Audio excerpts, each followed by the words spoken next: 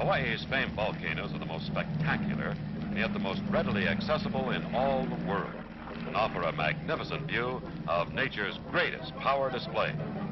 They are the legendary home of the fire goddess Pele. The date is February 28, 1955. And for the first time in over 100 years, a violent eruption is underway in the Puna district on the island of Hawaii, about 200 miles over water from Waikiki Beach and the Honolulu area on Oahu. This eruption touched the lives of 1,000 people, destroying homes and valuable lands, yet there were no deaths. The mighty lava fountains and rivers have erupted on the East Rift Zone of Mauna Loa, a mountain that is the greatest single accumulation of lava on Earth, over 10,000 cubic miles in all, built up by countless eruptions down through the centuries. A rare sight as a volcano erupts in the backyard of a home with devastating results.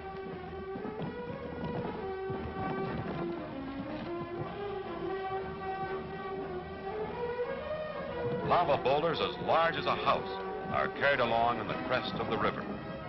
These are formed by large sections of crater rims breaking off, or maybe a portion of a lava river bank, which has been undermined. Hawaii's volcanoes have a fascination for all. It is quite true that the natives and tourists alike run to and not from the eruptions. Yet, they all have a deep respect for the fire goddess Pele, who, according to legend, is responsible for the volcanic activities, for they will occur whenever she returns to one of her many homes on the slopes of Mauna Loa. The lava rivers that flow over the land cause most of the damage. They may move swiftly, or they may just inch along, but nothing can stop their forward march.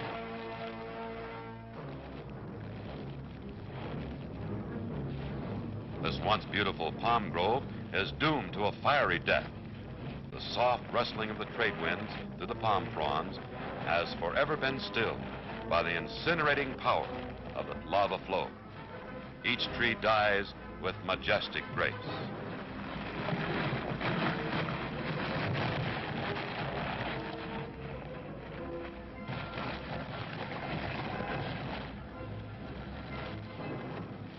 This eruption continued for 88 days. One of the lava rivers soon reached the ocean and formed a fire fall. The molten lava, tumbling over the cliff, drops into the ocean, and great explosions occur.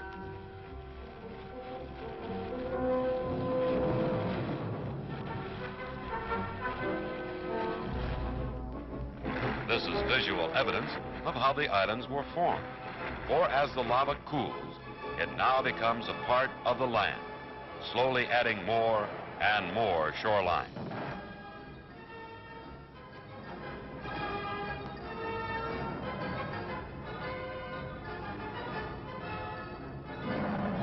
Five years have passed, and now on November 14th, 1959, another great eruption started. As viewed from the air, at its start, at least 7 different crater mouths were spewing forth lava in fiery fountains. This time it occurred in the great caldera of Kilauea, high up on the slopes of Mauna Loa. Once again, Pele had returned dramatically to another of her many homes. Daring and resourceful cameramen descended into the crater area, proceeding across the newly formed lava lake, which had crusted over, to photograph these fantastic scenes.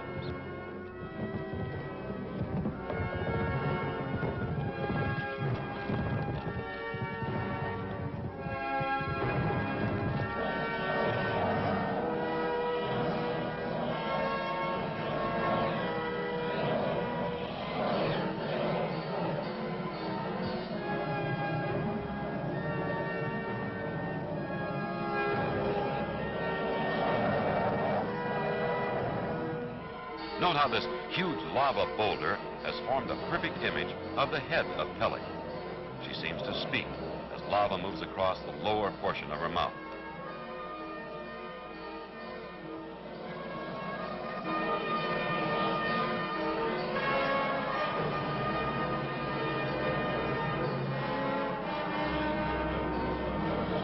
Art Carter, award-winning volcanic photographer, moves in for a close-up shot.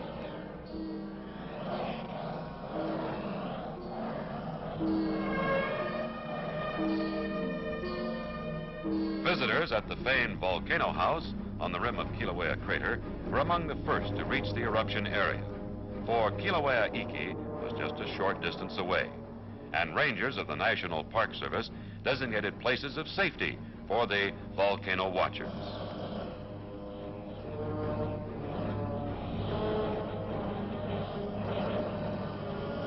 Three days after the start, the eruption again gained in fury, and fountains spurted to a height of 1,150 feet. In a week's time, the pool of lava in the crater was 300 feet deep, and it buried the vent from which the fountain had been spurting. This action continued unabated through a series of 16 eruptive phases, each lasting from 2 to 32 hours of light.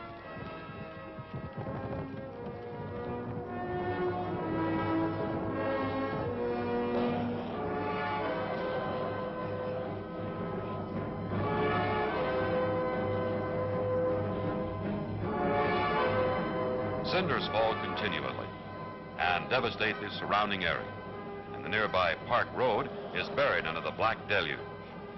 Activity goes on, and at one point, a record fountain height of more than 1,900 feet was recorded. This resulted from an unusual amount of gas present in relation to the amount of liquid lava coming out. Great whirlwinds are generated by the intense heat and swirl upwards in menacing cycles.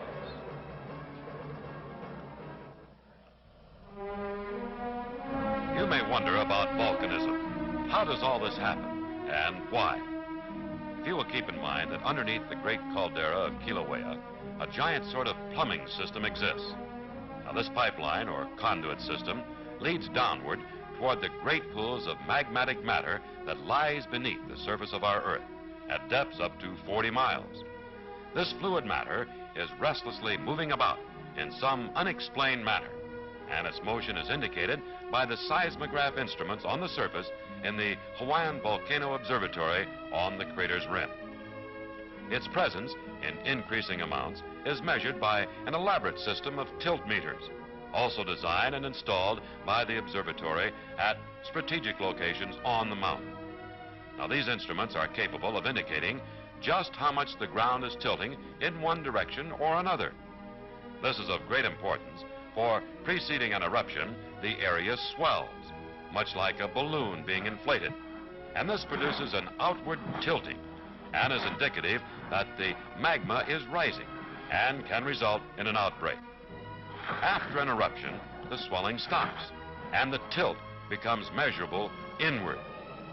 Another indication of the movement of lava through the conduit is the increasing number of earthquakes recorded and the frequency. Location and depth serve as still another indication of the coming of Pele. She is a fiery yet gentle goddess, for Hawaiian volcanoes are characteristically non-explosive. The lava is of high fluidity and of low gas content. Thus it escapes in the form of fountains, without undue explosive violence.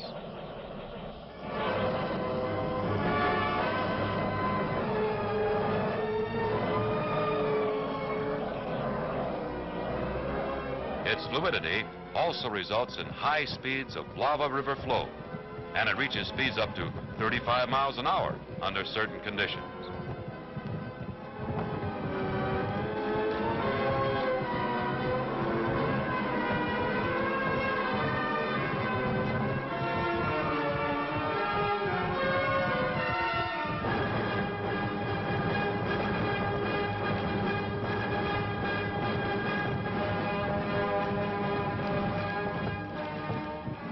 Before Kilauea Iki died, it had built a conical hill 150 feet high, and had left a pumice blanket 5 feet deep, half a mile from the vent.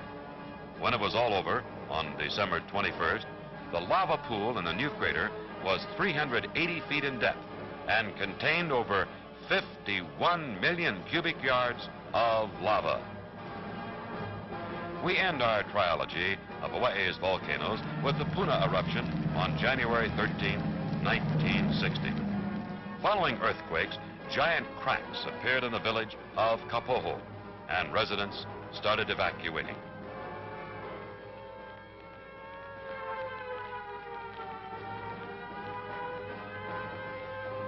At 7:30 p.m. in the valley, just behind the town, the eruption started from a rift a mile long. Fountains sent lava cascading over the land, and some of it encountered underground water, resulting in great explosions of steam and throwing lava chunks high into the air with a roar of 100 jet engines at full power.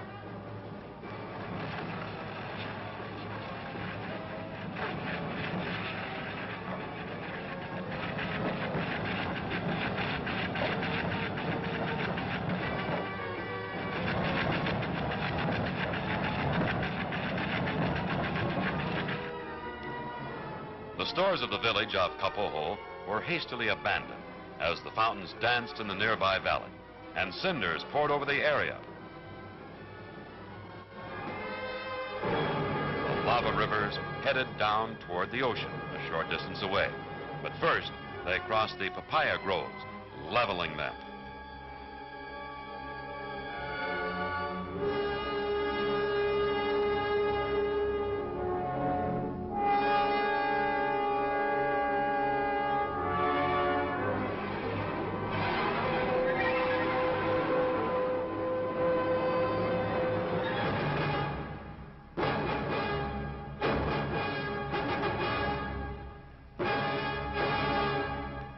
Bulldozers were brought in to divert the flow, but it was an impossible task. Orchid growers saved many of their valuable plants from the menacing flow as the caretaker's home goes up in flames.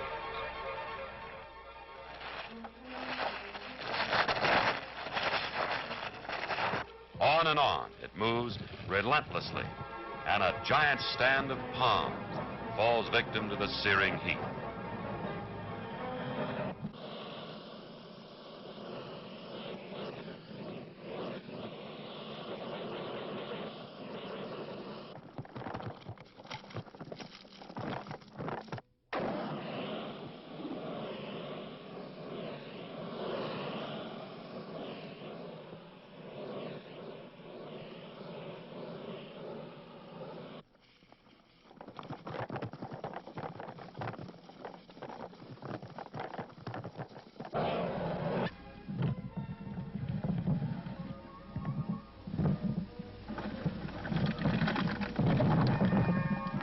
Hawaiians have their own phraseology for parts of the volcanic activity.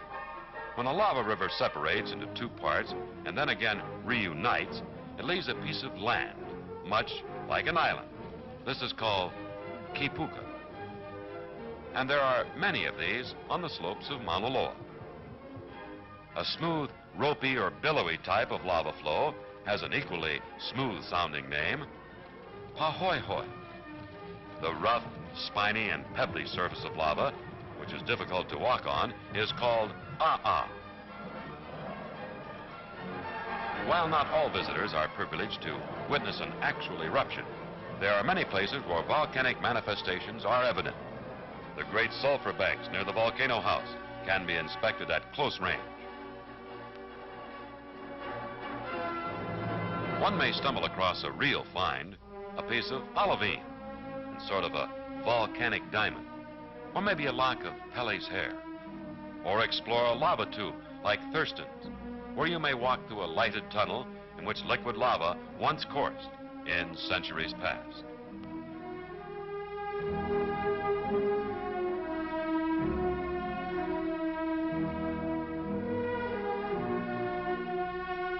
For 36 days, the fury of the eruption continued, and the once peaceful village of Kapoho was surrounded by an inferno.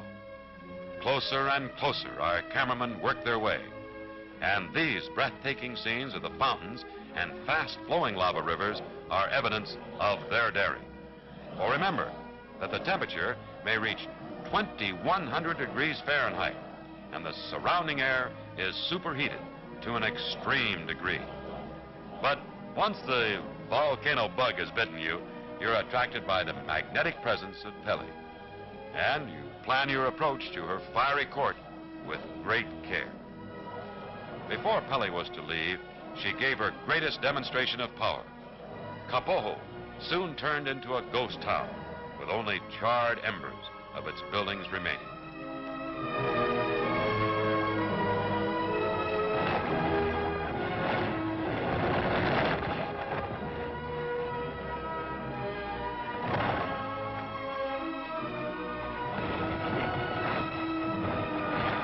It is only on the island of Hawaii that Hawaiian volcanoes are active in our time, and its main cities have been built with respect to the possibility of eruption. Pele takes away, yet she also gives, and her sweeping lava flows enter the ocean to form new land along the coastline of Hawaii. The hot lava is cooled by ocean waves, and vegetation soon starts. Before many months, the tiny lichen and ferns have found root, starting another life cycle on the ever-growing island of Hawaii.